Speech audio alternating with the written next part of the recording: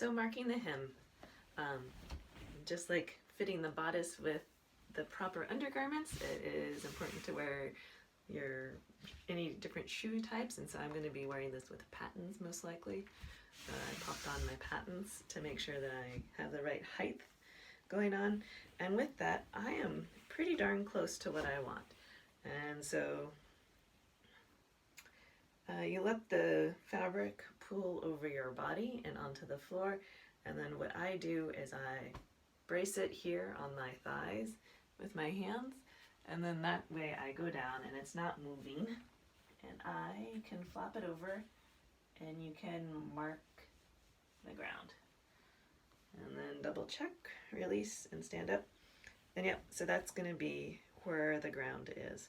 And then it's up to that point in time that I need to decide if I'm going to have it pool even more, or where I'm going to cut it. Also, this is a good time to decide if you are going to hem it by adding bias, or if you're going to do a rolled hem, and how thick of a rolled hem you're going to do, because that all comes into play.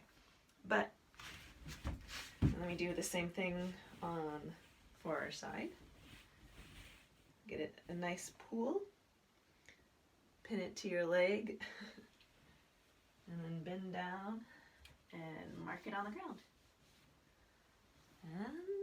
And then, if you notice in the back, there is a significant train going on, or at least more than I really anticipated wanting in this dress. So I think it looks like I can cut up to at least 6 inches off and still have a nice flow to the train. And have it short enough that it's not going to cause train wrecks where people step on your train and make you fall on your face. And so we'll go for that, and we'll see what happens. You can always cut off more. Alright, it is now time to trim off the hem. So I have the dress folded in half. So this is the front seam, and then that's the back seam going on. So this is one half of the dress going front to back, and I've made sure to line up my cut edge here of the pattern so I know that I'm getting it exactly even and that the sides haven't shifted up and down on each other. So these marks here are the ones that we made when I was standing. And then with that, if I wanted to do a rolled hem and keep it just there, 3 fingers is kind of good for a nice rolled hem. So I do 3 fingers there. I'm going to go ahead and add a pinky finger because I have the fabric might as well. And then here's another one, little pinky finger. And so with that, this is going to be our cut line. When you're cutting onto a seam, make sure that you are perpendicular and you don't have a little bit of an angle to it. That way you know you are exactly, you're going to have a straight edge, otherwise you're going to have a little funky angle.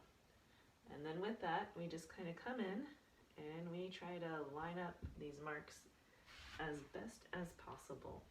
And if we have to err, we err towards making it a little bit longer. And then when we were looking at the hem, or at the train for the hem, I was thinking about maybe coming up about 6 inches, which is about here. So once again, perpendicular to that fold line, so you don't get anything funky. And then we're going to go to form a nice curve to our other point that we just left off there. So nice big train, keeping it kind of flat. And then we're just going to kind of curve it around. You can kind of guesstimate based on how much from this other side that we're cutting off.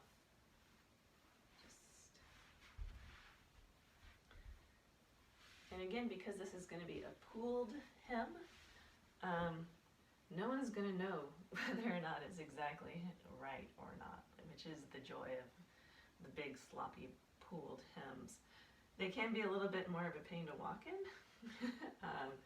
but oftentimes you can just hike them up and you're fine. or you get really used to walking toe first and kind of kicking and picking up your hem. And with these, if you happen to have pointed shoes, that can help out too sometimes. All right, so I think that will be good enough. I'm gonna go grab my scissors and cut it out. But that's hemming, well, at least cutting the hem, and then we'll do the rest of it by machine.